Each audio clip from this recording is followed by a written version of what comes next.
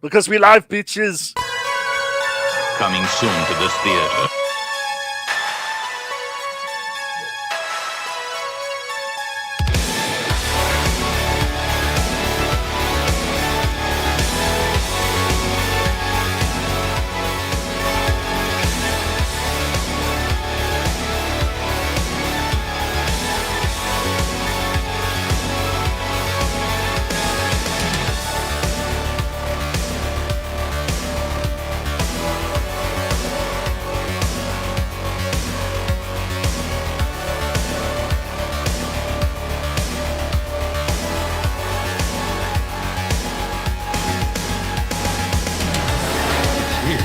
It's alive. It's moving. It's coming this way.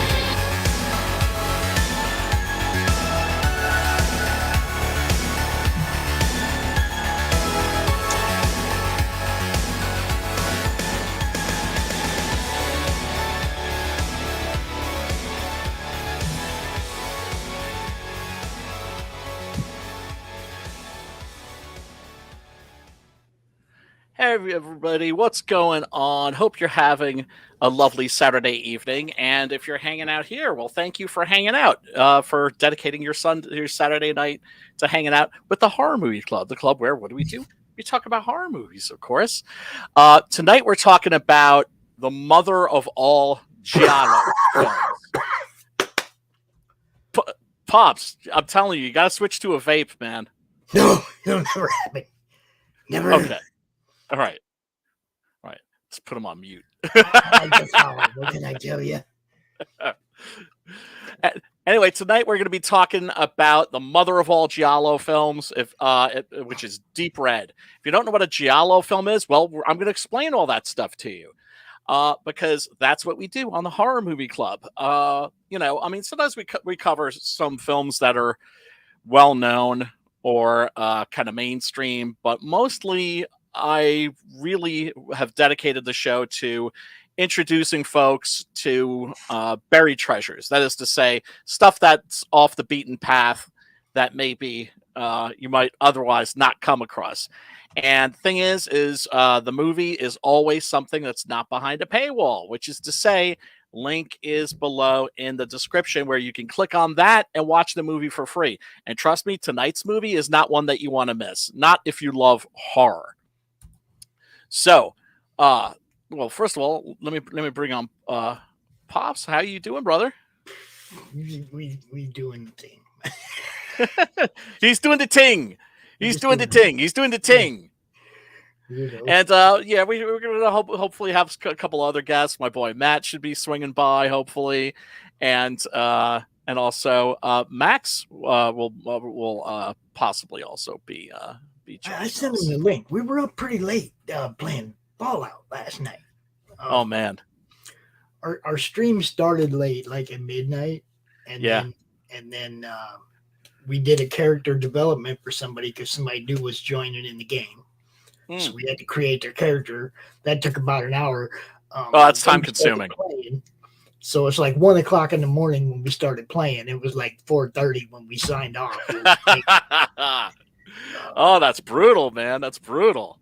Oh, dude, but I love playing these RPGs, like doing the live stream and people watching and cracking jokes in the chat. You know, it's like Sci-Fi was in the chat last night cracking jokes and making comments. Awesome. You know, it's like that's when it gets fun. The fan interaction part of it. Right. And that's, what I tell everybody that, does shows on the network or whatever. It's like when the fans are commenting in the chat, everybody's having fun and cracking jokes. That's when it gets fun, man. Whoever would have thought that like people would want to watch people playing like Dungeons and Dragons and other RPGs, right? But who thought that like Twitch would be a thing, that people would want to watch other people play video games? See, and that awesome. I can't do. I'll like check somebody out, say hi, drop a like in their stream but I can't sit and watch them game. That just makes me want a game. Yes. So I don't get it, but that's the thing. It's not for me. And even though I do all these live shows, I don't want nobody seeing how much I suck at video games. That too. You know what I'm saying? I can't, especially those like online shooters and shit where you're playing against. I never play those games because you're playing against like these like, Champs. 10-year-old kids that know every inch of every map, and are going to headshot you within like 30 seconds. Yeah. And then there's those, sponsored teams. Yes. Of guys that are just like bomb at the game in the first place, and they all, come on. And the cheaters too. Can you imagine getting sponsored to play a video game? I know. That's insane. I love that. I love that, man. When they're like a professional gamer, I'm just like, dude, like that's an awesome hustle right there, man. That's an awesome hustle. And it's funny because then you got the parents that tell the kids you ain't playing video games all your life, and then you look at some of them kids that are making so much money playing video games as adults now. Yeah, they could drink a nice cold glass of shut the fuck up juice. Aren't you glad you didn't take my PlayStation? Exactly. Mom? Isn't this a nice house I bought you? I know, right? Yeah, I'm never gonna amount to anything, Dad. Huh? Hey, well, here's a yacht. Yeah. Don't take a kid's electric guitar. Don't take a kid's video game station. No. Regulate them. Don't let them spend their whole life doing it and forgetting about learning other essential life lessons. Be a responsible parent, sure. Encourage it. Well, yeah. Well, if your kids are passionate about anything, as long as it's not like being like a serial killer or something like that, encourage that passion. Always encourage that passion. Oh, hell yeah. Nurse and nurture that shit. So, tonight we are talking about Deep Red. All right. So, Pops, you suggested a movie. I forget the name of it. And Dark Heels or Deep Dark Heels or something like that. Giallo titles are usually really, really twisted. The something of the something. I can't remember. They're really convoluted. Okay. Best way to describe, and you were like, well, I was like, oh, well, I don't think that's a horror movie. That's a giallo. And you're like, well, what's a giallo? A giallo, is a type of pulp slasher film. Okay. That's to say, the title giallo means yellow in Italian. What up, Max? What's going on? Welcome to the horror movie club, dude. Yeah, I'm ready to just talk about some Tenebrae. Tenebrae is a great one. He expressed a serious interest in what you're doing here, B. He's like, I want to go on the show. Oh, dude, I'll add you to the DM group so you can just hop in whenever you feel like it. Sweet. And we're casual that way. He knows a lot more about horror movies than I do, B. I'm just saying. Max is a dedicated fan. Yep. I used to run the biggest independent Roku channel on Roku called the Grindhouse channel, and really? we had a ton of giallo movies. We had a ton of Euro trash, Euro sleaze. Oh, so you're my kind of people. He's the one that we speak the same language. He's the one that built Hearts Channel, Brian. Yep. Oh, snap. Okay. I love Hearts Channel. You know what I love about Hearts Channel? Bro. What I love about Hearts Channel is like you turn it on and you're not going to get Cannibal Apocalypse. You're going to get Invasion of the Flesh Eaters, like the shitty like VHS version. Yep. And I like how it's all like Videodrome. You don't know what's coming up next. Yes. No, I love Hearts Channel, right? And the fact that it's curated, like, it's like the sushi chef that's like, really great. You don't order, right? You eat what he gives you. Yep. Because you're in the hands of a master. Mm-hmm. So yeah, I was just explaining to these nice folks what a giallo movie is. Oh, okay. So the giallo, which means yellow, was a type of Italian pulp novel that usually had very sort of tawdry, violent covers. And they were yellow. And they were yellow. and they had yellow covers. So, the let's see. Like this, for instance, is a adaptation or a translation of an Edgar Wallace story. Edgar Wallace, one of the great writers of crime fiction, pulp fiction in general, also worked on King Kong too. Yep. Which blows my mind because the original King Kong is one of the greatest movies ever. But if you look at it on paper, the concept, if somebody brought that to me and I was a producer, I'd be like, get the fuck out of here. Giant monkey? What? Come on now. Yeah, exactly. But it worked. And here are some other examples, as you can see, all with the yellow covers. So the Giallo movie is basically like a stalk and slash. Some people would consider them slasher films. I don't, because when somebody says slasher, I immediately kind of associate that with like 80s, like American horror movies, which definitely have a Giallo influence, right? Oh, yeah. But you would agree that most Gialli aren't horror; they're thrillers. Yeah, and they're right. It's they're definitely thriller films, and they're marked by what's up. They're marked by their use of color. Oh yeah. Well, I mean, Mario Bava basically, created the template with Blood and Black Lace, which we covered on this show. Yeah, for sure. And Bava, of course, look, the unholy trinity is Bava, Argento, and Fulci. And everybody Jess Franco? No nasty Jess Franco? Come on. No, I love me some Jess Franco. Mind you, Jess Franco also made a ton of crap. Yeah, he did. Right?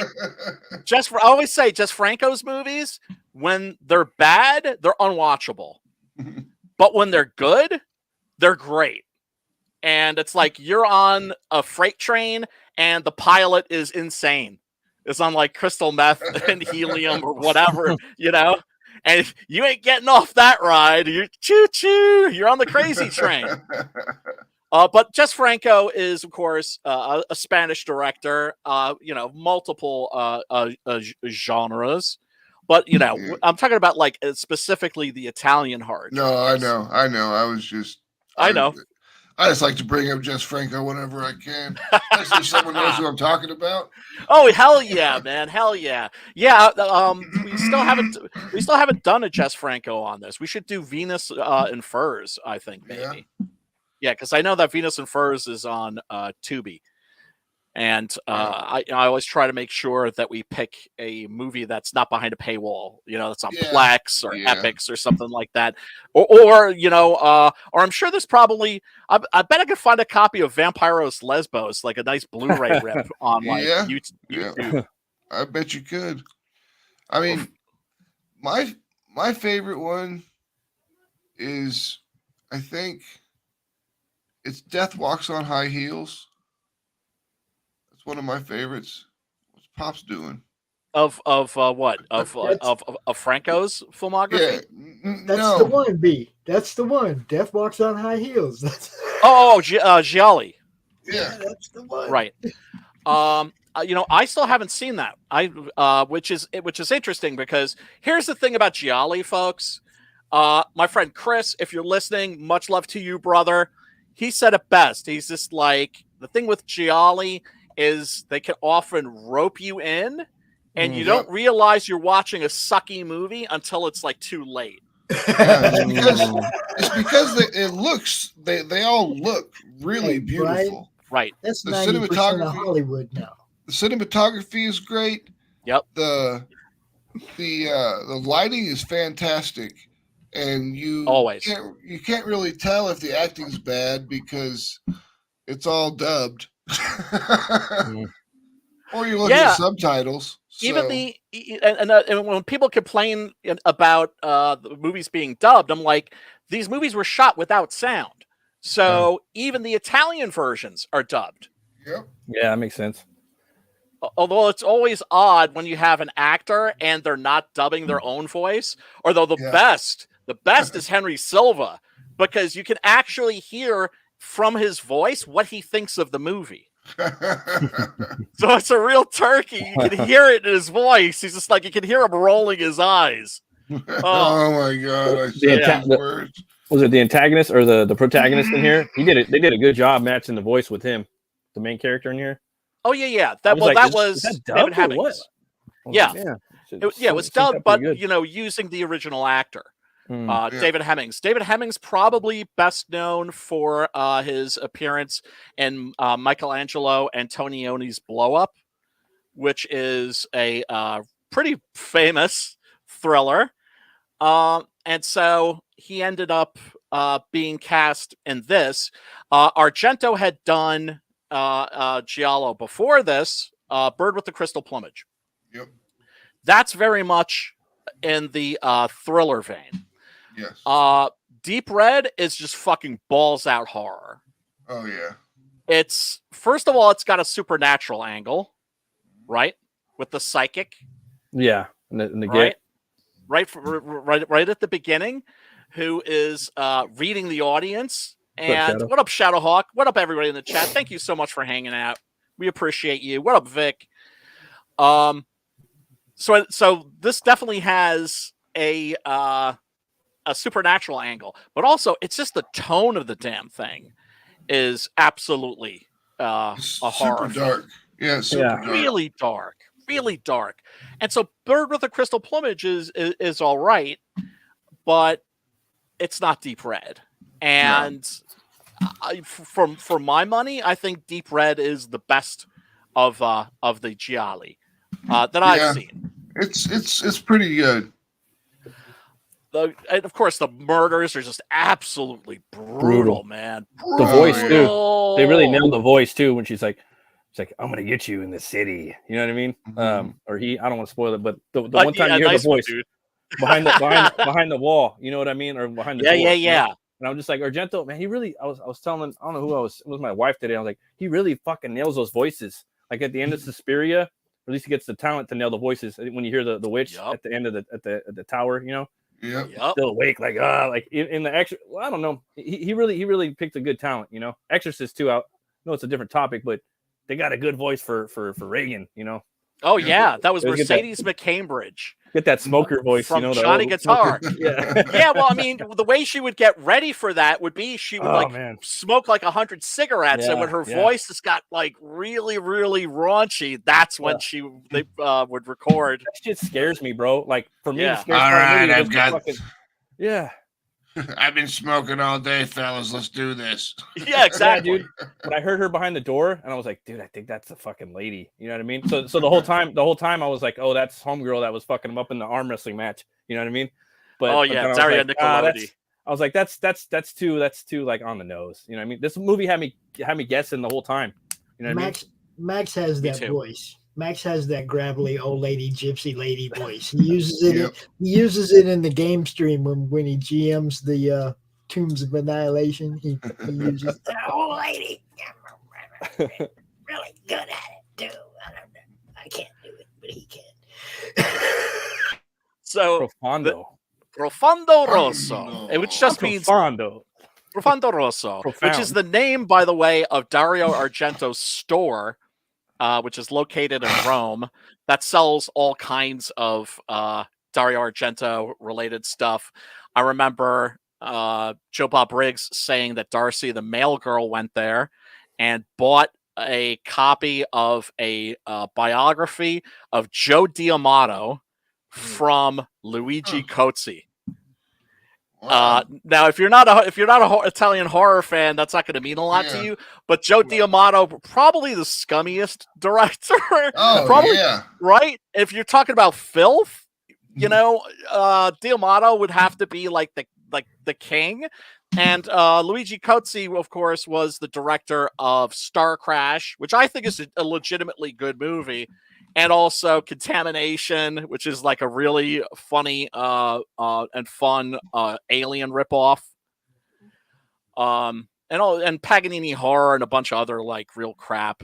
And and those Hercules movies with Lou Ferrigno, which are passable, I suppose. Dude, there was a movie real quick. There was a movie I saw Please. on Plex or one of the things we had to download to watch one the movies, either this one or the last one. No, I think it was Pluto. Anyways, there was a Patrick Swayze movie on there that was like Mad Max.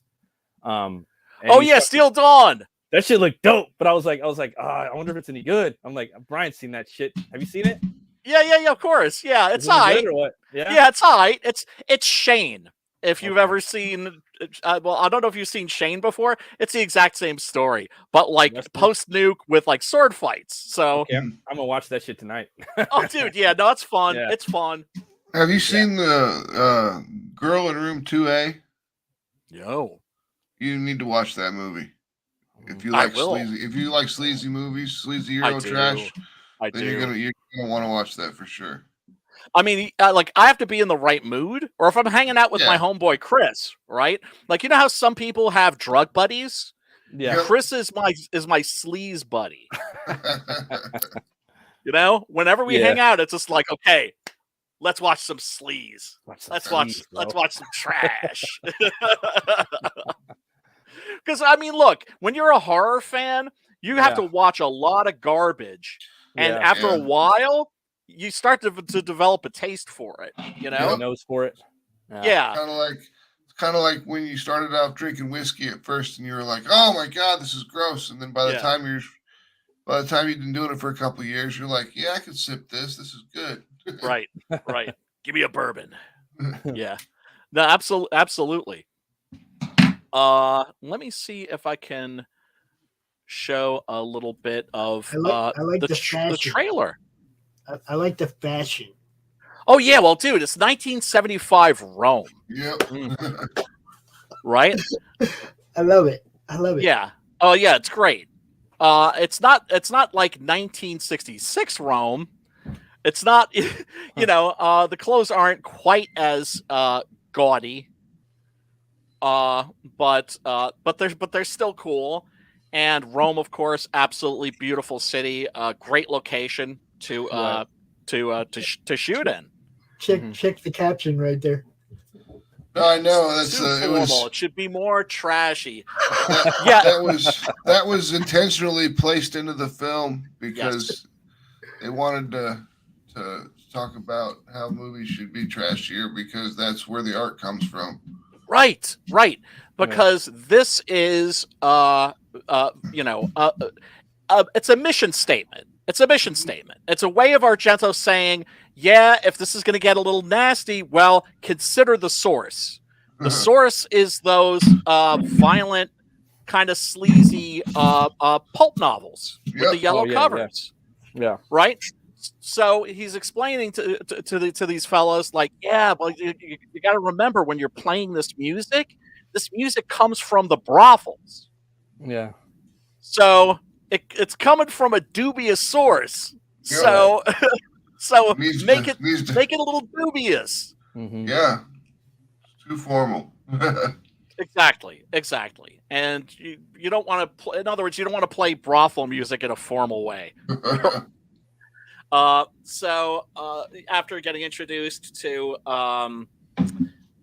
David Hemmings, who is a jazz composer who's working in Rome, we're taken to the European Congress on Parapsychology, and we get one of the many POV shots in this film. The POV, of course, is always the killer's point of view, right?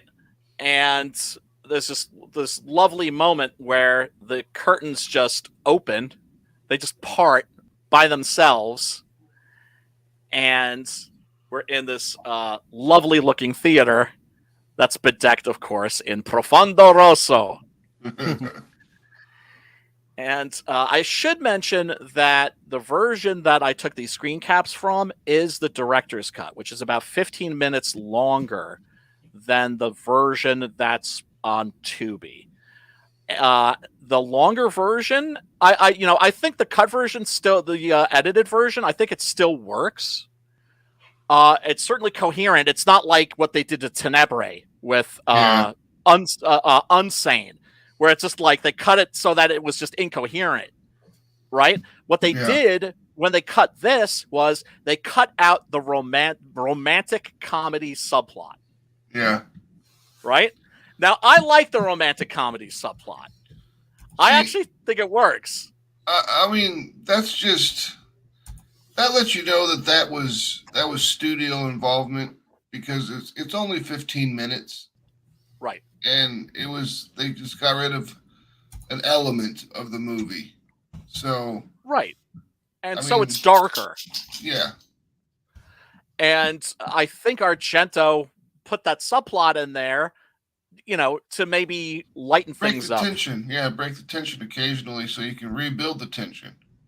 Exactly. Give people a chance to breathe. Mm-hmm. And so this lady, Olga, I believe her name is, she is a mind reader. That is to say, she has the power of second sight. And so, she makes sure to explain, like, look, this isn't a parlor trick. This is legitimate. I don't claim to have any superpowers or anything, but just, roll with me here. Yeah, I can do this. Right. And so she's doing the old trick, although it's not a trick in her case, of picking somebody randomly in the audience and, saying like, oh, like you're, you've got like some keys. You're holding on to, like, your right hand is in your pocket. You're holding some keys. And the guy's like, yeah, sure enough. And so she's doing this, but then she gets something that kind of breaks the transmission. That is to say, these thoughts that intrude, because she's scanning people in the audience and she comes across the killer. Yeah. And she freaks out because evidently being inside this person's head is a really, really scary, frightening place. And she mentions you've killed before and you will kill again. Now the killer is then spying on her afterwards. Oh yeah, there we get the black gloves. Yep, you've always got to have the black gloves from the POV. Yes. Real quick, gotta talk about the black gloves. The black gloves are a staple of the giallo. It's just part of the genre. It's definitely a what are those called? Things that happen all the time. A trope. Trope. There's definitely a trope of the genre. Right. And the reason for that is because that way you can see the killer's hands, but you're disguising their age and also their gender. Mm-hmm. Right? Because there's a lot of giallo movies have female killers. Yes, they do. And so the killer's listening in on Olga talking to her friend and discovers that, holy shit, she's read my mind and she knows my name and she's gonna write the shit down and contact the police. Right. And then we get this virtuoso scene. I remember seeing this movie. I first became aware of Dario Argento and his movies through this film. It actually was on late night TV when I was a kid. Rhonda Shear, up all night. Well, it wasn't on that, but on Friday, Saturday nights, the TV stations, the local stations in my area would show horror movies. Yeah, UHF channels and stuff like that. Yep. And, my ass would be staying up until 2 o'clock in the morning, 3, 4 o'clock in the morning watching these. Because there's no other, it's not like they were running them at regular times. Oh, no, it was always midnight to 4, and then it was the farm report. Right. So here we get a glimpse into the mind of the killer through an examination of things that they have in their room. It's better for me to show it than explain it. Also, what you're going to hear is the awesome soundtrack by Goblin. Yep, Yeah. Goblin. Which I have seen Goblin perform this soundtrack Me too. live. Me too. Where did you catch him? Kansas City. New York City. All right. I was also at a convention in 1999, right, where they had just reformed. For those of you that aren't aware, Goblin was kind of like a prog rock group that started doing film scores. They started out as the Cherry Five, I think, and then changed their name to Goblin, and did the score for this, did the score for Dawn of the Dead, a bunch of classic horror films.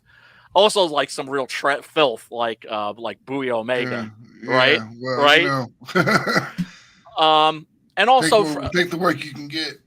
Yeah. It's nothing wrong there. And also, I think they did the score for the Italian release of George Romero's Martin. Yeah, I think they did too. But they got back together for Sleepless in Hossano, I think is the Italian title.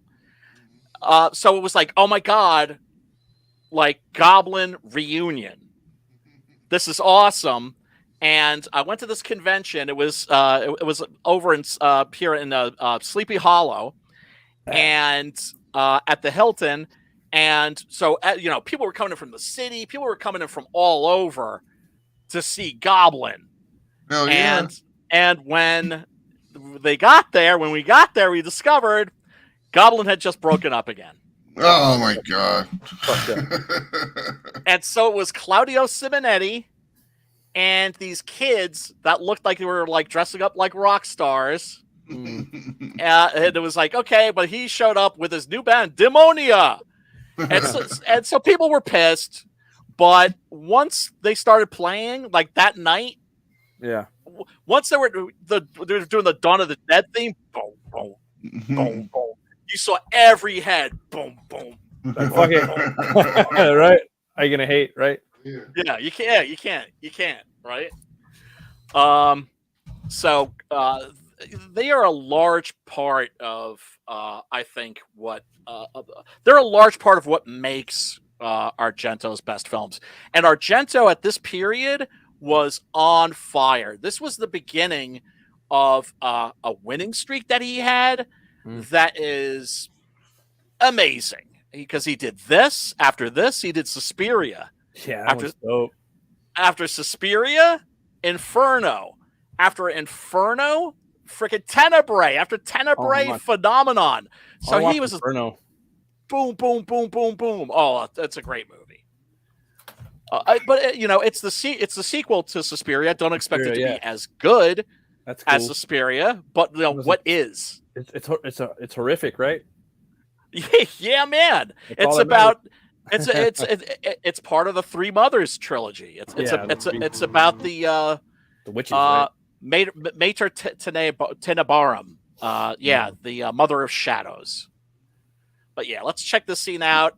And of course, I'm going to have to pause periodically so that we don't get ganked. But bear with me because, well, Goblin's the shit.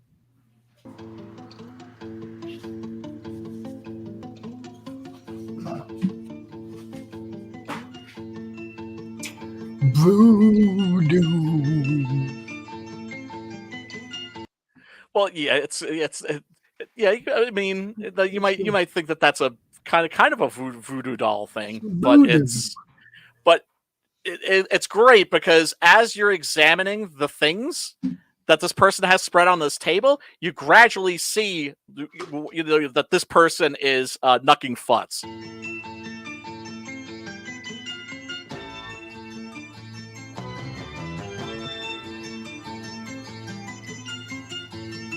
Notice the bass, by the way. That's one of the things I love about Goblin is they had like one of the best rhythm sections ever.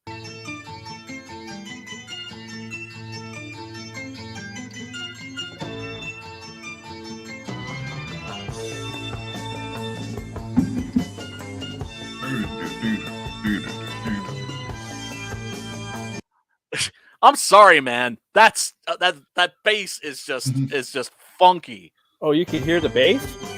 Yeah, the boom, boom, You can't do that. boom. You can't Yeah. put that in hard rock or metal. You can't hear the bass. Fuck that.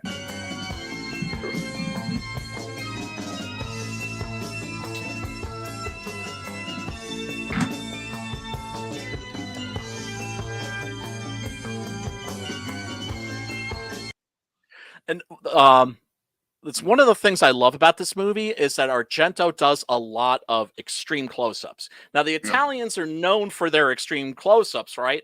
Like the Sergio Leone movies, where you have like extreme close-ups of these sweaty faces and these extreme close-ups of people's eyes.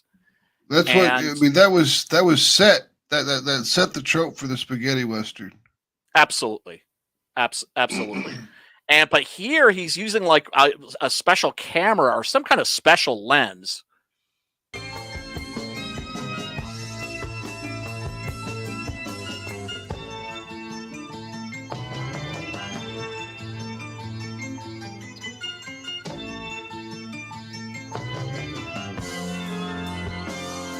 Right. So if we see like these little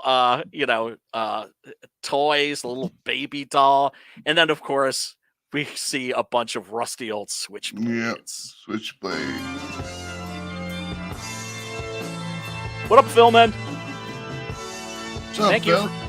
Thanks for showing up.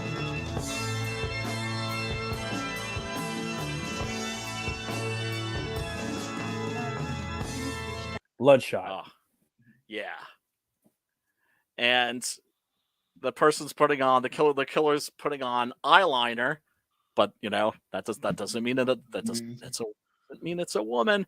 Could be a dude. We have had transvestite killers before, most notably in Brian De Palma's Dressed to Kill. Yeah. Which is totally a giallo. Yeah. With the yes. You're going straight slasher horror flick. You got Sleepaway Camp. Of course. Yeah, man. Yeah. Sleepaway Camp was one of those movies because I'm not really like I was never like a big slasher guy. Mm-hmm. Yeah. I was kind of like a little bit of a snob when I was a kid. Like, how when you're a kid, you take shit like way too seriously. Yeah. Oh, yeah. Like your comics and your metal and stuff. Yeah, like when Kiss came out with a disco song, all my shit, all the posters came down, Yeah. the Kiss radio, the Kiss lunchbox, everything. Yeah. Bye, see ya. Yeah. How many things you ink in blood? You're not metal anymore. You're not rock anymore. Whatever the fuck. Anymore. And it's fun. And it's funny because I always said if I ever get married, that's the song I want playing at my wedding. I was made. Oh no, yeah. That song kind of slaps. I ain't gonna hate. I mean, it does. It does. Slaps, That's what I'm saying. That's what I'm saying. Kids, like, hey, you like this song's kind of. It's awesome. Right? Like, yeah, but when I was a kid, I was just like, Yeah. It was the worst betrayal. It was the worst betrayal. Well, it was because back then you were a rocker or you were a disco person. Yeah. And rockers hated disco people. Oh my god. Oh my god. Disco people hated I know some rockers. Aerosmith fans that did the same thing when they did the Walk This Way with Run DMC. Yeah, well that's retarded. That's retarded because that's that I mean, and I'm not a Aerosmith fan by any stretch, but that was cool, right? That's combining genres. That's like, okay, well that's kind of funky. Let's see if this works, right? Yeah. That wasn't like there were rockers and Aerosmith fans that were so anti-rap. Yeah, okay, look, the main DJ in Phoenix, Dave Pratt, had an anti-rap concert. Okay, it's like they were, and then when Aerosmith did that, it was like, oh my god, man! It was like you had an overly indoctrinated group of rock fans that wanted nothing to do with rap. Yeah, yeah, and they bridged that gap, and it's like, look, I like for Tom McDonald. There's a lot of people that do rap now that I actually care about, I didn't then. Yeah, no, I mean, I mean, I remember hearing Run DMC and liking them. So, you know, I certainly did like them better than Aerosmith. And, you know, you had people that were saying that, oh, rap's not music. I'm like, well, you know, you can't say that it's not music. I mean, you can say whatever you like, but it's, you know, you could say that it's music that you don't like. Yeah, exactly. Right? But don't say that it's not music. You can say that's music that sucks, right? Like, I mean, I don't really like rap that much, but I respect it for some things that it is. You know what I mean? But I'm not gonna say it ain't music. It is music. You know what I mean? Right. Come on. Straight up. It's just like right now, you know, it got co-opted like everything else and just turned into complete fucking garbage lyrical ability. If I'm gonna listen to it, it's gotta be some 90s gangster shit. Like straight up. Then I'm like, all right, I can understand this a little more. It's a little funny. For me, Big Daddy Kane. Big Daddy Kane. I'm a big Daddy fan all the way. So that's right. I was calling her Olga. Her name is Helga.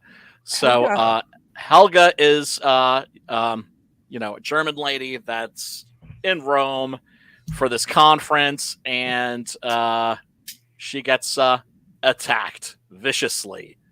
And the murders in this are just fucking brutal. You've never really seen anything like this before. And so just boom, just getting hit in the back with a meat cleaver. Big old cleaver. I was like, damn. Okay.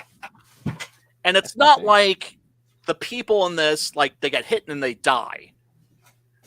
It's, you know, they don't die easy. They get chunked.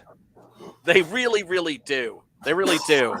And so, you know, she actually had been in the process of writing down the identity of the killer. One thing that's also worth mentioning that I think is really interesting with the black gloved killer, the black gloves are always worn by the director. Those are Dario Argento's hands in this film. That's funny. I didn't know that. Isn't that interesting? But you know what's funny though? Like for me, like I don't know if it was like a stylistic thing or something like that, but I was like, hey, those gloves, they do look a little feminine. Like something about them, they look a little chic, a little fabulous in some ways. But again, it's like a different time period too. It's a different time period too. But I just had a weird feeling that the killer was going to be a female in here. Right. Hey, and in the Gialli, sometimes it is. And so David Hemmings is this recreates a very famous painting by was it Edward Hopper? Yeah, and it's got like James Dean on the corner, like of a diner, right? Is that what you're talking about? That painting? Well, no, well, that's like a take on the painting. Okay, and there's millions of takes on that said painting, right? Yeah, because it's like really, really famous. Yeah, I know what you're talking about. And that's what I was thinking of too when I was watching this. I'm like, damn, that reminds me of that painting I've seen, like redone, and a lot of times it's like James Dean or like Marilyn Monroe in there or something, on the corner. Yeah. I saw a version where it's like Freddy Krueger, Jason Voorhees. I've seen that one. The Shape. I have seen that one. We should do a cover like that someday. Hell yeah, dude! That'd be pretty hell funny. Yeah! I don't know what, but yeah. Oh yeah, it's called Nighthawks. Is the name of the painting. Put all you guys in there, sitting there at the freaking horror movie club. Yeah, right. All you guys, man. Yeah. Pressed in, everybody. Just have them all sitting around that bar right there. So I just checked. Yeah, Edward Hopper is the name of the painter, and so he comes across a friend of his that is also a pianist, and homeboy is drinking himself to death. Right. And this is what you might call the hero's puppy dog scene. That is to say, it's like often in films, they want to have a way of establishing that the hero is a nice guy by having him pet a puppy. Right? But that puppy can often be, or usually is, like a person. Mm-hmm.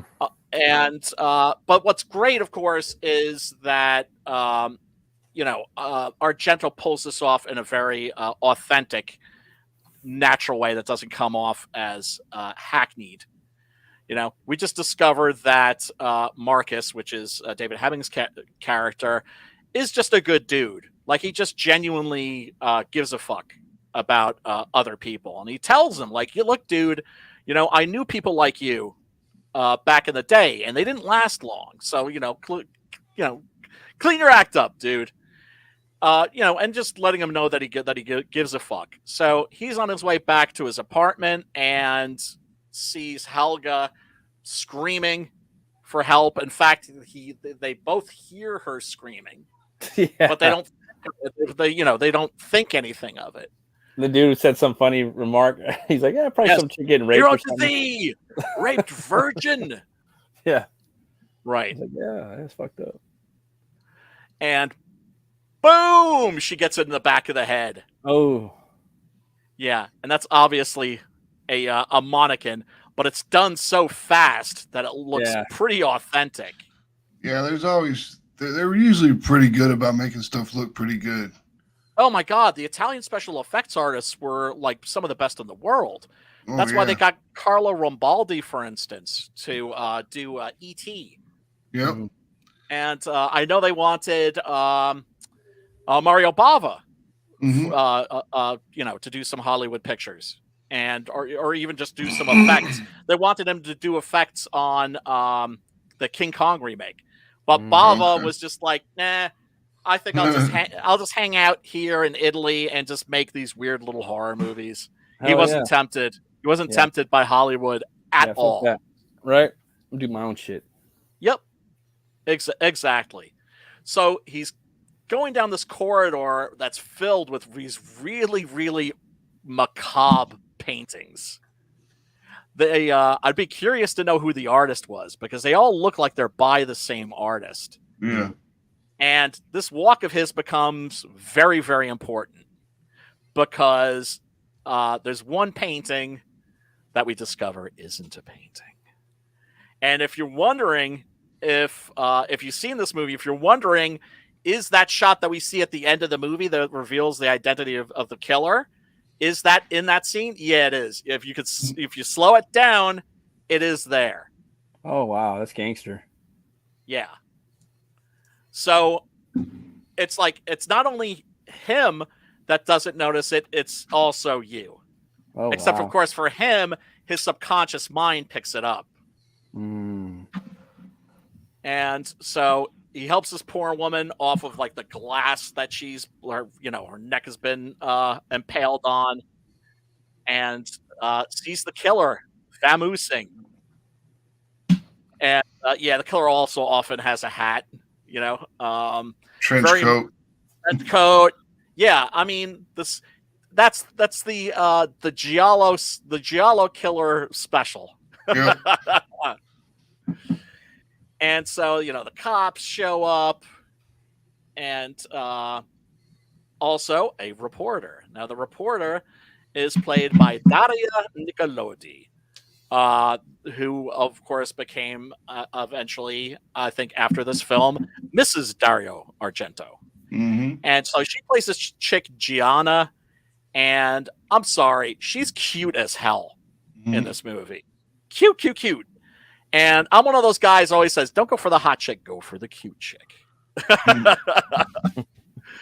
And immediately she's taken with like David Hemmings, with Marcus, and really kind of aggressively starts hitting on him. Right? Like she does, which is, damn, I wish more women were like that. You have to hit me in the head with a right? Seriously, man. When I find out that all these people had crushes on me, I'm just like, God damn it, man.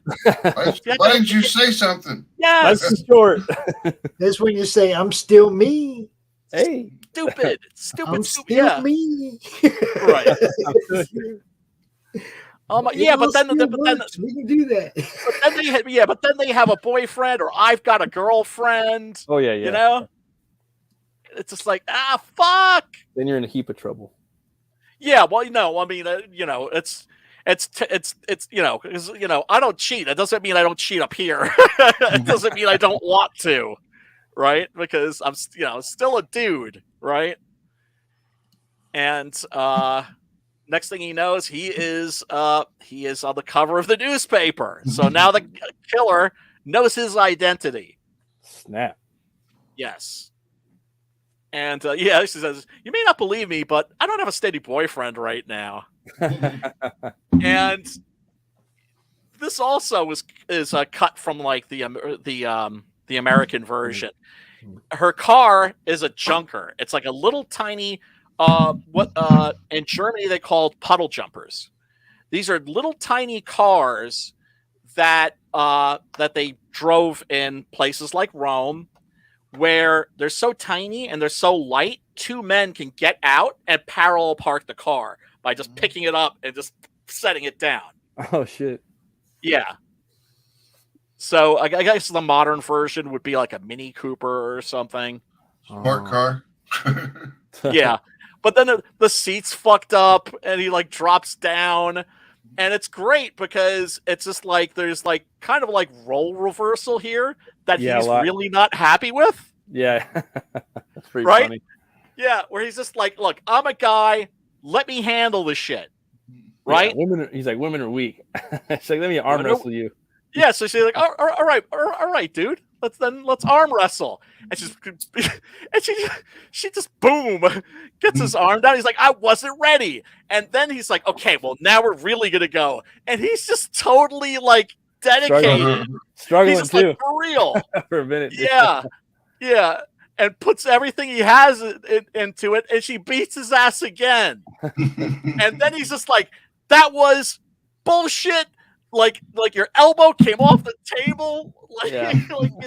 His pride is like genuinely wounded. The elbow came off the table, but she was like holding her own with homeboy for a minute. He's like, his ass. Yeah, I mean, homeboy's got to hit the gym or something. Something. So, he's in his apartment. Get off the piano. Yeah, dude, just something. Little buggy whip arms of yours. Stop putting the fingers around. Start working them arms. Yeah. when Dario Nickelodeon's beating you at arm wrestling, yeah, something's wrong. He looks like a young Anthony Hopkins. A little. Unfortunately, he didn't age as well as Anthony Hopkins. The last movie I saw him in was The League of Extraordinary Gentlemen. Oh, really? And he looked toe up. So he looked rough. He looked rough. And I remember seeing him, like I didn't even recognize him until like the credits. I saw like that was David Hemmings. And when I see somebody that's like that, I always think the same thing, which is Dirty Living, right? Yep. It's the same way you looked at like Sean Connery in that looking fucking spectacular, and you're like, Clean Living. Yeah. Or at least not abusing himself. But David Hemmings evidently was drinking a lot when they were making this movie. So homeboy liked his tipple for sure. But then again, so many of the British actors did. Oh, yeah. Oliver Reed, most notoriously. Michael Caine. From Lawrence of Arabia. Peter O'Toole. Yeah. All those dudes were like notorious. But that's also back before you had social media and that sort of a thing. So these guys would like, nowadays Johnny Depp trashes a hotel room. It's like big news. Back then these guys would like demolish entire bars. Yeah, Grand Funk was destroying hotel rooms before Johnny Depp knew what to do with them. Right. What I'm saying is back then they could get away with murder. And it wouldn't even make the papers. So this is a great scene because he's at his piano working, writing, and then he hears footsteps above him, right? And it's an old building. Yeah. And so a little bit of plaster comes down. Drops down on the piano. And then we hear, of course, this eerie children's song. La la la la la la la la la la la la la la. Actually, you know what? Let me play that for you. He's smoking because some it's Marlboro Reds too. yeah, he is. Yeah, he is. Cowboy killers. Yeah. Yeah, man. Yeah. Oh God. Yeah, I could never. I mean, I was a smoker for like 25 years. I could never fucking do that shit. Those would just make me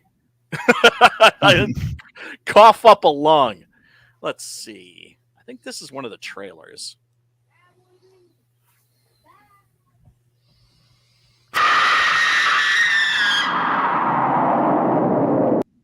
Okay, I don't think That's a good scene right there with the one eye. Yeah. She's yeah. Classic Argento.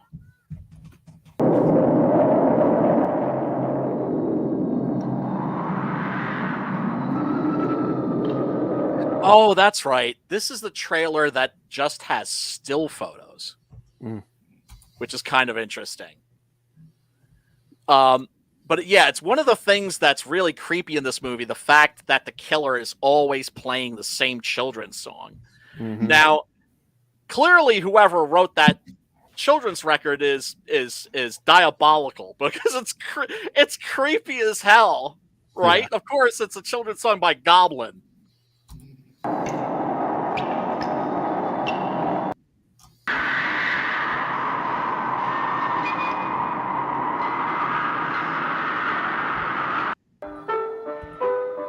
Ah, there it is. Yeah. Okay. Yes. This is the Killer's theme song, basically. Yeah.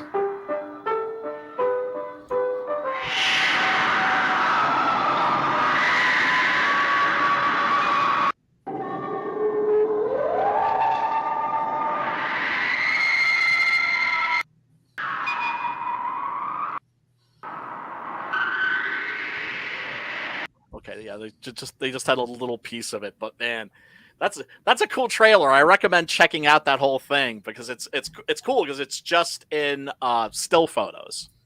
Yeah, it looks pretty interesting. So, homeboy suddenly, he knows that the killer is in the house, but he also doesn't want the killer to know that he knows that. It's some James Bond style, some old school James Bond style stuff where it's like James Bond knows that the bad guy's the bad guy, and the bad guy knows James Bond is a spy, but they're still playing golf together. Yep. So as soon as he sees that shadow, he bolts and he just slams that door shut, and then he hears the killer's raspy voice on the other side of the door. Dissuading him from pursuing the case any further. But of course, for him now, this is a full-blown obsession.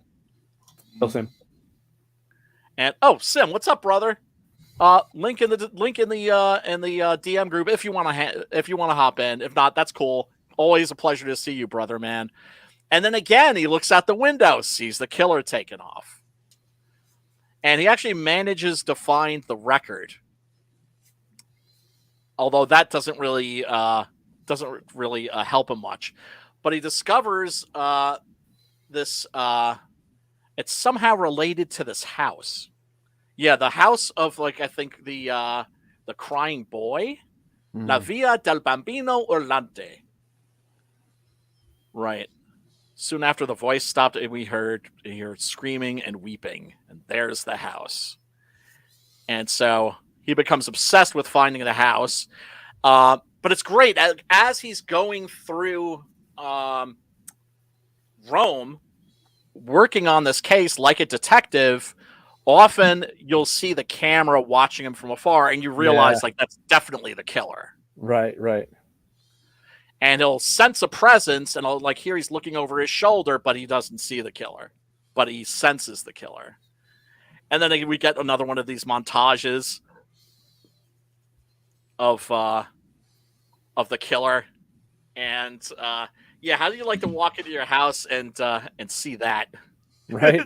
just hanging there. Time to leave. Time to cut out. And this is a woman that somehow, I think she's the author of the book. And so she knows all the information about where the house is. Mm-hmm. And the killer knows that David Hemmings is going to come to her to find out more information about the house. So she, the killer, beats him to the punch. She's got to go. Gotta go.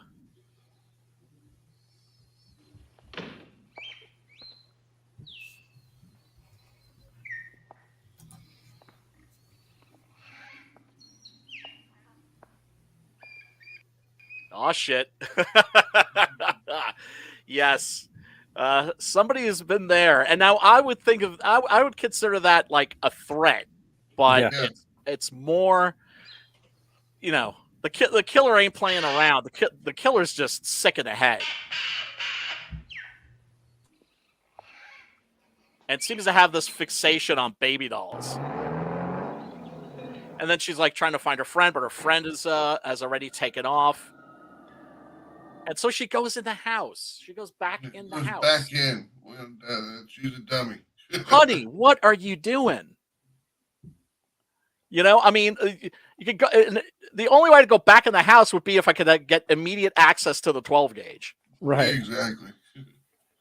But you see, this is why I would love like to have a house where, well, I mean, I pretty much have a sword in every room, so I always got something I could fill my hand with. And yeah, here's that great shot that Matt was talking about.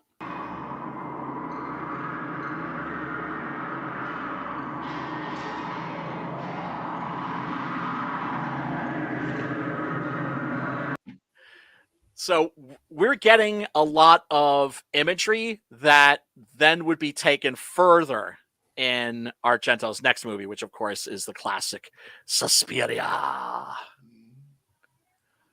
And what up, Sim? He says, I don't think I've seen that movie. Oh, well, you can rectify that. Link in the description below, homeboy. Right? Who's more the dummy, the doll or this chick for like walking back in the house? Yeah. Yeah, you gotta, that certainly makes a case.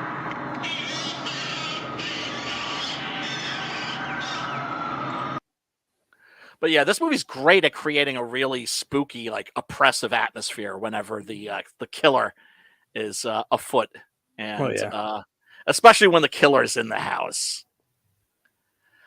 Matt, what did you think of this movie? Oh, I thought it was awesome, man. Like as soon as it's for me, like that scene where when he's in the house composing a score and the ladies or the killer's in there, and you could hear her voice, I'm gonna kill you. You know what I mean? Like you can't escape this town or something, And then this scene right here was just fucking brutal. Like this is equally just as scary. Love the shot right there. It looks like Butch Cleaver. Right. It's easily just, easily, if not even scarier. It's just for me, the voice is kind of fucking me a little bit. But that's just a personal thing. Everybody gets scared of different shit. But it's creepy. Right creeped me out too. This scene right here, man, like this was, I guess, the scariest scene in the movie.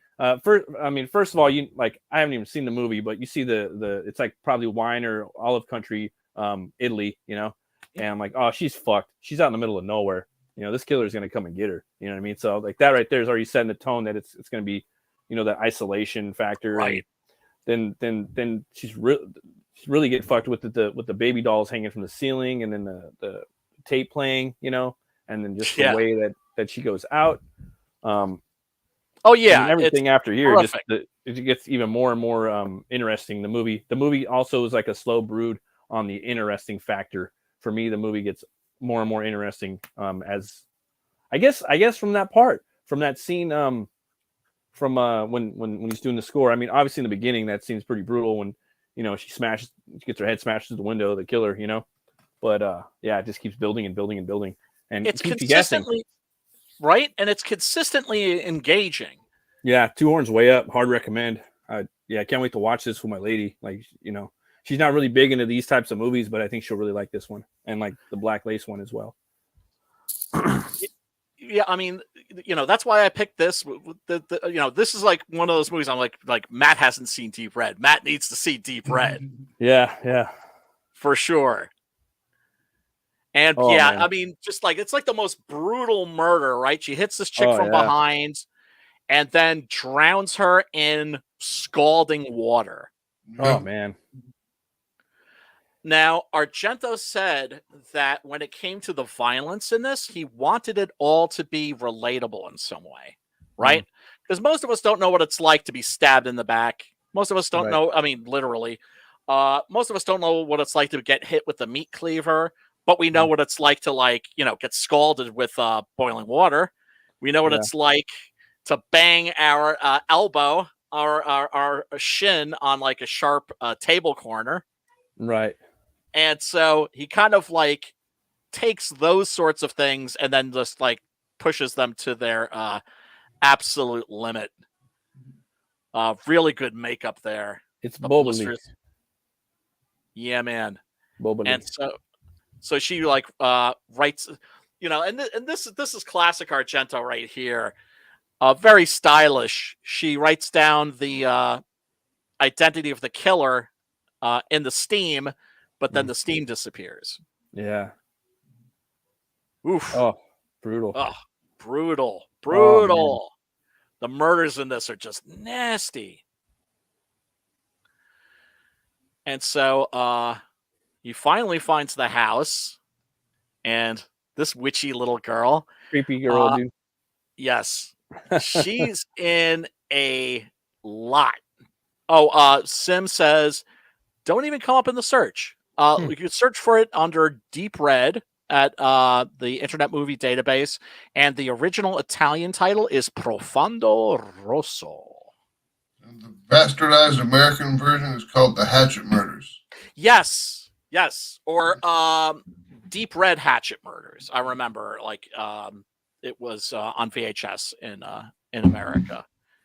The slightly well, I would say the trimmed version, but not the totally like fucked up, incoherent version that they did with Tenebrae. Yeah. That was criminal. Yeah, that was unwatchable. Unwatchable. And I remember thinking, like, damn, Dario, what happened to you, dude? But of course, that would come later. And because, you know, when you recommend Dario Argento to people, you have to be very specific about which films to watch. Because this was made at the beginning of that sweet spot. 1975 to 1985. He had 10 years, just banger after banger after banger after banger. And then his work kind of like took a little bit of, shall we say, a nosedive. Isn't that what every artist wants though? Like, wouldn't that be cool to like put out a good, like, you know, catalog or body of work and then just put out some shit afterwards? Well, not to the degree that he has, because Argento has put out so much garbage that, I mean, really unwatchable. Like U-Bowl territory. Just shit, right? That's even being charitable. He put out this version of the Phantom of the Opera, which is just mystifying. I don't know what he was thinking with that one. It at least looked good. Oh, but it's just bizarre. And, you know, and now he's at the point where he's done, because he hasn't stopped. He's never stopped making films. And, you know, he did the Dracula 3D. That was, which you can also find on Tubi and Amazon Prime. I do not recommend it. I remember seeing the trailer for that, and, you know, I was like, oh, how the mighty have fallen. So he's at the point now where his bad films greatly outnumber his good and great ones. That's not good. And I guess when it gets to that point, when it teeter-totters that much. Right. Because then, you know, you say to a horror fan, oh, what do you think about Dario Argento? Oh, man. Oh, I can't watch that guy's movies. They're all shit. Because let's face it, most people don't want to watch older films. They want to watch something that just came out like now. Yeah. I want to see The Pope's Exorcist or something. Right. Which, by the way, looks pretty cool. I've heard it. Yeah. I've heard is It's pretty cool. This little girl, by the way, is in a bunch of horror movies from this period. So Helga's friend cracks the mystery of the message that that this woman wrote. He just turns up the water. Oh, right, that's right, because this maid is like cleaning up the blood and has hot water going, and that's when he suddenly realizes, oh shit, because they were wondering like what was she pointing at, and I just think it's a very clever reveal. Yes, a very clever reveal, and I love this section where David Hemmings finally finds the house, and he's going through it, and it's like a lengthy scene, but it's never boring. You're always there with him, and there are things that are always kind of bugging him that he has difficulty putting his hand on, his finger on. For instance, he goes through the house, and then he steps outside, and then he comes back in, and he realizes that there are these little chips in the plaster on the wall. And so, and I just love this scene. I think it's really captivating. He starts chipping away at it with his finger, right? And it really captures a certain, right, obsessiveness of the hero to uncover the mystery. Even if it's at their own peril. You see this a lot in H.P. Lovecraft stories. And so he finds a piece of broken glass, and he just starts scraping and scraping and scraping, and he uncovers this little beauty. And yes, that's a image that we saw also in the killer's room. Was an illustration like this. And then, unbeknownst to David Hemmings, we discover that there's more to the picture, right? That that another piece of plaster drops off, and that there's another actor in this scene. And then, oh my God, we get to what is definitely the wildest scene in this movie, right? For sure. And let me play that for you. I don't think we've been ganked offline yet. For me, this scene, it's like teeter-tottering into like Batman villain territory. You know what I mean? Like street level villain, like, you know what I mean? Like a device, you know? Well, this is the moment where you realize, like, oh shit, this movie has gone totally off the rails. Like, but like in a good way. Yeah. You know, that it's just like you're watching this and you're thinking, man, you know, I feel like I'm in the hands of a master. And this is the part where you're like, I think I'm in the hands of a lunatic.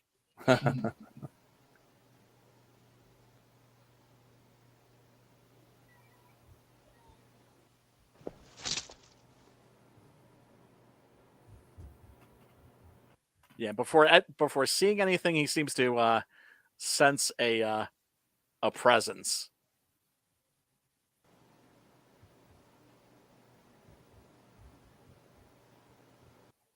He's picked up a big old Bowie knife to defend himself.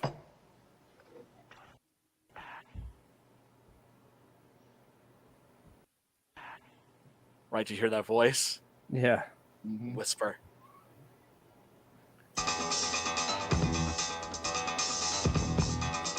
He has no idea how to use that knife either. Yeah. Once again, just like you know, the music in this is just so much a part of the experience. I would say that like the killer has two themes. It's got the child thing, and then the goblin score coming in, like about to get down to business. You know? Yeah, ready to fuck some people up. And also, it's just like we've already seen what this killer has done to these other people. It's like, what is the killer going to do to this dude? Right.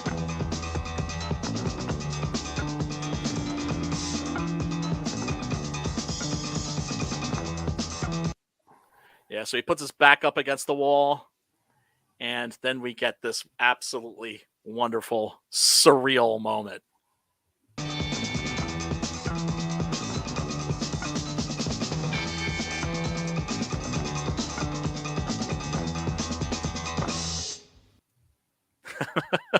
Oh, wait for it. Wait for it.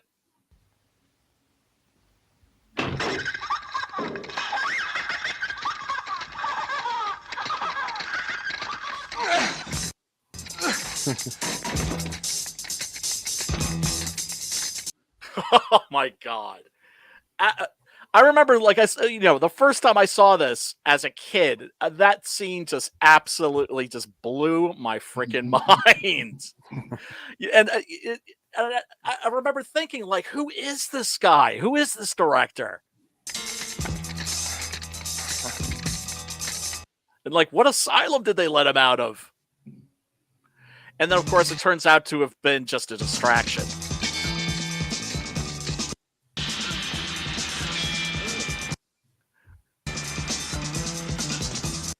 The video's all fucked up for this.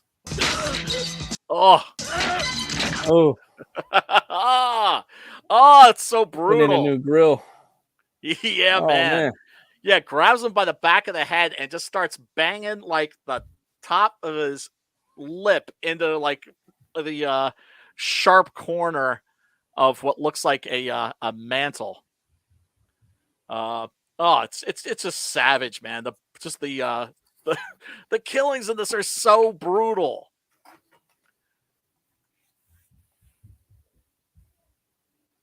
Yeah, and then fucking takes a knife and just fucking staples his head to the desk. And Daria Nicolodi, she finds a picture of David Hemmings' old girlfriend and dumps it in the garbage and says, "Bye-bye." Yeah, she's cute as hell. Cute as hell in this, man. Cute as hell.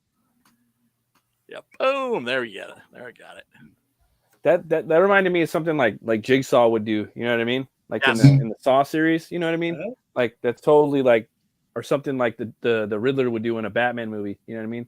Like something Very crazy like much that. so. You know what I mean? Like someone they're stalking, or maybe there's like some politician or some rich person they need to extort money from to fund their criminal organization or their plan. You know, that's something a villain, a comic book villain even would do. You know, I really dug this scene.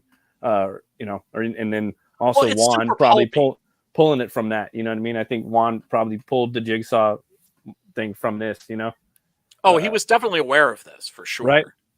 Because if you look at something like Dead Silence, for instance, which I don't really think is a good movie, but you watch that and you're like, damn, he really is, like, he knows his Mario Bava.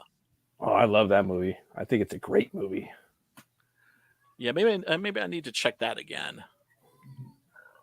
But yeah, he busts open the head of this automaton, basically. Right. Kind of like gears and cogs. Yeah, you see all that, which is, yeah. I mean, clearly this is not like an actual doll. The way it's moving, right? And how it just seems to float. Yeah. Right, but that just adds to the creepiness. It makes it creepier by the delivery of the way the movement of the doll is coming fully at him, dude. You know, it's floating like a phantasm, you know, not just like in a automaton. Yep. And so, yeah, boom. Oh man. Yeah, it's just like, it's just absolutely ruthless. And the killer picks up the knife, and we got this great like shot of the knife, right? The camera's like attached to the knife, yeah. And it goes up, and boom! Oh, staples him to that fucking table, man. Brutal, man. Yeah, man. And then, of course, David Hemmings finds a body. Finds a secret room. This also, for me, was one of my favorite scenes, especially when I first saw this, when he discovers that secret room, and he's like outside of the house, and he's like and he knows that something's up, and he realizes, he looks at the picture and he realizes that a window is missing, Mm-hmm. and that's how he discovers like there's like a missing room. Pretty good detective. A very good detective. He should give up the jazz thing. No, fuck that. after this, I would think he'd be like, yeah, I think I'm done with the all that jazz now. The skullduggery and shit, with the drama, just grab Dario Nickelodeon, like fuck off to the Bahamas after this. Oh, for sure, dude. So, any other thoughts on Deep Red? Again, I thought it was cool, like how I'm gonna go back and watch it again. So like the director, like I don't know if he did that on purpose, but he made it like the rewatchability, like yes, no matter what, you have to go back and rewatch it because they're gonna have the reveal in the beginning with the mirror in the morbid art gallery from which the first murder took place. So that's pretty original right there, and makes me want to go back and watch it. Guessing who the killer is, like they have you got the guy that from the beginning, the chronic drunk, you find out he's a homosexual, then you meet his boyfriend, you think the boyfriend's obviously the killer, he's put on the makeup, that's what Dario Argento and his masterful filmmaking makes you want to believe. That's probably red herrings. A woman can't be doing that. It has to be maybe a homosexual applying makeup and going in there, he's stronger than a female, it can't, right. But then he's tall and skinny. Oh, maybe I'm wrong. Maybe it's the love interest. Maybe she's doing it. And then towards the end of the movie, they have the shot where she's coming up from the main antagonist and it's following her, and then eventually it reveals the face, and the face is the reporter, the love interest, or the one that's going after him. That she's jocking him. You know what I mean? But no, right. it's not her. There's still more. Then you go on to, again, boom. Is it this guy? The death scene for the drunk in this movie, fucking brutal. You know what I mean? Like unpredictable. I didn't think it was going to go down that way. Right. It was so random, which I love. I love it when filmmakers put random stuff like this in horror. That I don't know, man. It really kind of leads you down this path of thinking that the hunt is over for the killer in your mind, and but wow, you're taking them out that way. Again, the way they kill him, they swing. He gets attached to that diesel truck and whatnot. Yeah, and he's dragged along from the diesel truck on the ground, and his neck breaks when it hits the curb, in the gutter. Yep, that was crazy. And just the ending, it just gets bigger and bigger and bigger. Two Horns way the fuck up. I'm gonna definitely go watch it again after that. Patrick Swayze movie tonight. Was it Steel Dawn? Yeah, no, it's fun. I'm not saying it's good. Steel Dawn is good. I'm not saying it's good. Right? No, I don't think so. No. But it looked fun though. It looked fun. It is fun. It is. If you're in a very undemanding mood, you might enjoy it. Mm-hmm. But yeah, this is one of those films where when you watch it the second time, it's a different film. Yeah. Probably even the third time. Like, yes. You know what I mean? Like, so it's like, oh fuck. So you put everything together on the second watch, and then the third time it's like, all right, I have everything. But damn, the third watch, you're just like, you could actually take it all in. Like, damn, this is a good fucking horror movie, dude. You know what I mean? Yeah, it is. Like, it's just a solid horror movie. It's a giallo. I mean, you think this is your favorite giallo movie, right?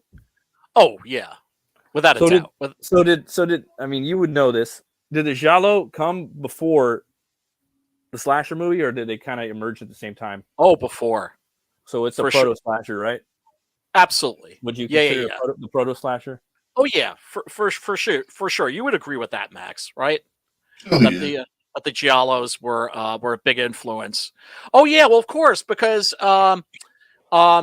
Mario Bava did this movie called Twitch of the Death Nerve, also known as Bay of Blood. Yeah. And watch that, and you're gonna realize, like, oh shit, Friday the 13th, the first one, is a remake of that. Yep. That's crazy, right? Like you have these big archetypes in cinema or just in multimedia, and then you read something else like, oh shit, this is fucking Star Wars. This is John Carter. You know what I mean? Yeah. Yeah. Well, look, I mean, there's nothing, and I don't have a problem with artistic theft. Yeah, I don't give a fuck. But it's just kind of cute when you find it. You know what I mean? Like, Yeah, oh, it is. that's cute. That's cool. You know what I mean? Yeah. It ain't no big deal because I mean everybody borrows from everybody and puts it in their own gumbo, right? In their own chili. You know what I mean? Yep. Just don't. Oh, one thing I forgot to show off. Give me a sec. Yeah, man. I can't wait to see what Brian's got for this. So you like Amon Amarth, huh? Yeah. Hell yeah, man. What do you think about the new album? Which one? What's the newest one? The Great Heathen Army? The Great Heathen Army? Yeah, it's all right. I mean, Amon Amarth hasn't put out a bad album yet. But dude, I think Heathen Army, that's solid. the last one. Yeah, like I just think like every album is fucking good. Like and they're a little different too. Like I think the new album, if they have an album that fucking rocks, like kind of like in an AC/DC feel, this fucking new Amon Amarth to me like, has like a hard Viking metal rock feel to it, and I like it. Yeah, but they did some like the Get Into the Ring and stuff like that. They kind of departed from the Viking stuff. Yeah, a bit. That's what I'm talking about. Videos. Yeah. At some point, you got to change it up.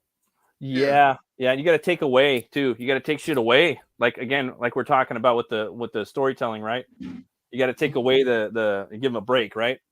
Yep. Then you got to bring back the shit. You got to bring it back, like the stuff that they love, right? Right. I mean, unless what you're going for is something like unrelenting, like Texas Chainsaw Massacre, or like Night of the Living Dead, where it's just like That's out true. to get you. Yeah. Dude, show no mercy. Yeah. Out to get your ass. What? God, was this almost about 15? I'm guessing 15 years ago. Anchor Bay. It's William Lustig, who now has Blue Underground, put this out. Anchor Bay was doing that for a while. Dude, a whole bunch of shit. Starting in like 2000, Anchor Bay was basically like the poor man's Criterion collection. Yep. And their discs were awesome. You got beautiful prints of these movies for the first time, man. Yeah, the prints of the movies were great. Dude, I mean, after watching that's absolutely why Fulci's reputation went from like hack to genius almost overnight. Yep. Right? Because like suddenly you weren't looking at those movies on like the old muddy VHS tapes, but like box. Yeah. So as you can see, the box is yellow. That's cool, man. And it's got Who Saw Her Die, which is very good, set in Venice, Venezia. The Bloodstained Shadow, which is okay. What's this one? The Bloody Iris. The Case of the Bloody Iris, that one's okay. Yeah, that was all right. But the one that really impressed me was this one, Short Night of Glass Dolls. Man. I don't think I've seen that one. Very good. Very good. Genuinely creepy. But the giallo genre, be careful. don't just dive in. It's like that with everything though too, right? Well, don't just dive in, or you might end up in a room full of piano wire. Well, yeah, there you go. I mean, some genres more than others, right? Because it also depends on how much of it there is. And with the Italians, of course, once something was successful, they made a lot of it. Yeah, and they went through periods where it was just like, okay, now we're just making peplums. Now we're just making horror. Now we're making crime, and now we're westerns. Then we're making crime movies. Then we're going back to horror. Pretty brilliant in a way, though. I mean, like you got to kind of like to stay in business, right? Because to me, like they were kind of like business artists. You know what I mean? Like I want to make something, but I want to feed my family. Like how can I be like artistic and feed my family? I got to go with what's popular. But I can still create now. I don't got to listen to some motherfucker tell me what to do too much. I mean, I got to listen to Dario a little bit, or Dario has to listen to the fucking studio a little bit, but he gets to make something. And I don't know. I kind of see where they're coming from sometimes. You got to feed your family and stuff. Yeah, I'm not complaining. Because, but But yeah, what's great is that, now we have the internet, and if you want to check out a genre, you can like for instance with the spaghetti westerns, Spaghetti Western Database, go to the top 20, right? You can't go wrong with any of those films. Right. Because if you just dive in, guess what? There's like 300 of those freaking movies. Fuck around. Right? So many spaghetti westerns, it's crazy. It's so crazy. Fun. They're so fun to watch, dude. Oh my god. Yeah. Best. Like, I'm doing Keoma. I mean, just when they get shot and the blood spurts like it's way different than American westerns.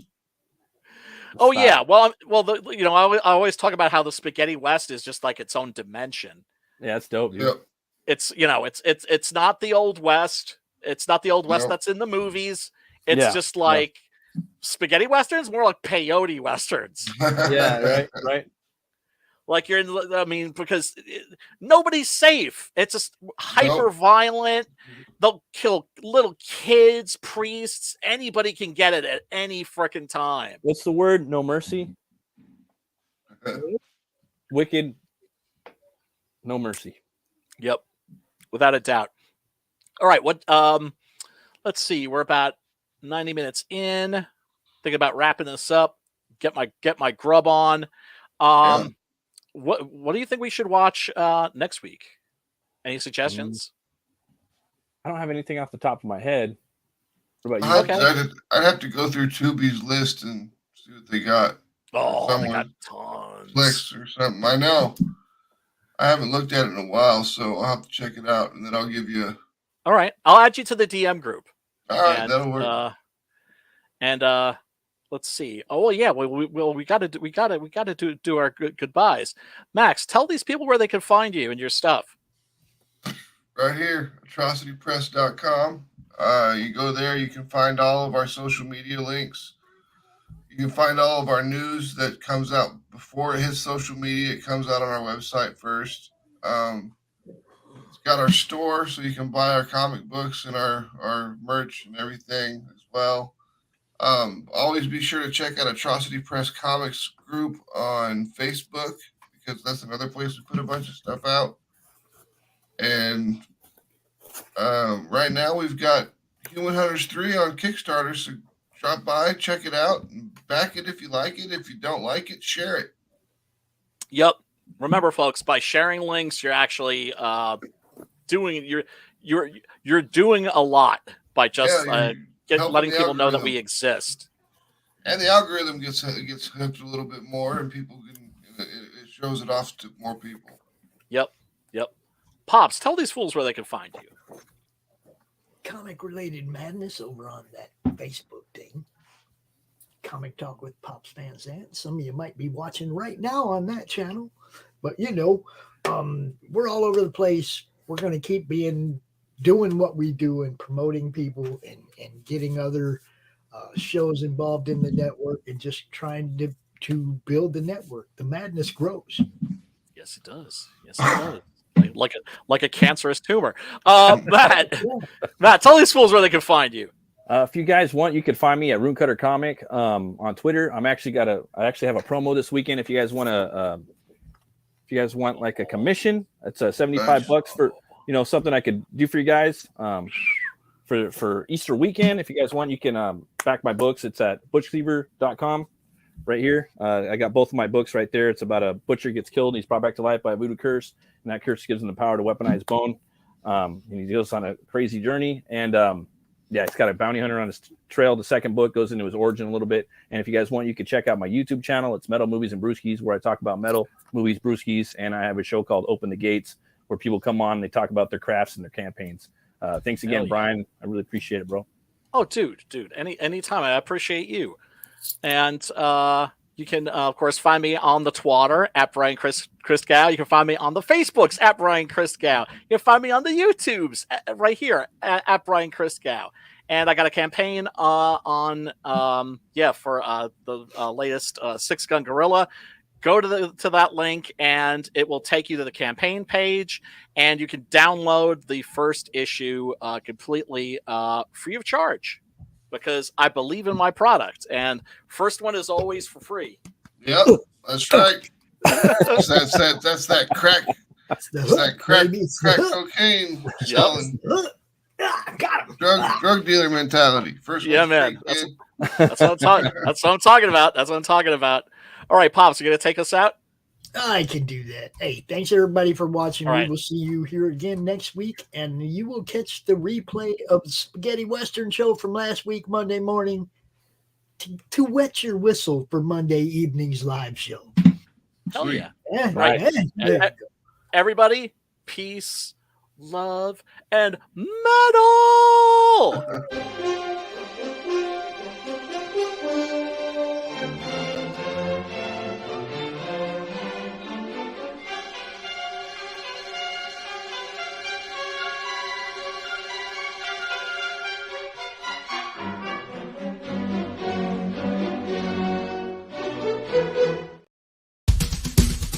First world, come in and take a seat. Pay us no attention, it's all conspiracy. We have satire and parody, some funny, some perverse. If none of it's offensive to you, you'd be the first.